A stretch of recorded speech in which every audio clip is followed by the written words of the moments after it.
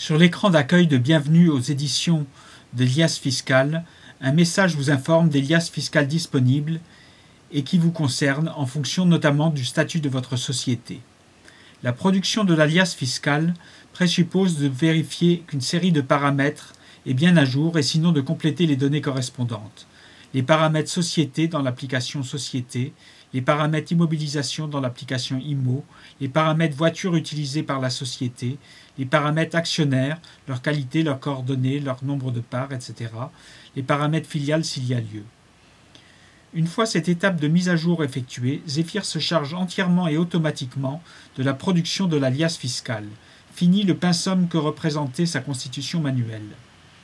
Déroulons par exemple la liasse fiscale 2035 remplie automatiquement par Zephyr. Je choisis la liasse fiscale 2035, je choisis l'année révolue 2007 et je valide. Apparaît la liasse fiscale.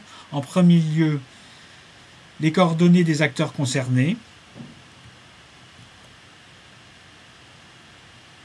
la période fiscale concernée, la récapitulation des éléments d'imposition et notamment les bénéfices,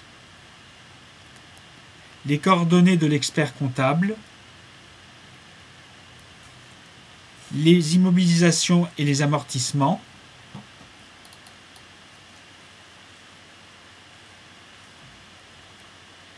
la détermination des plus et des moins-values,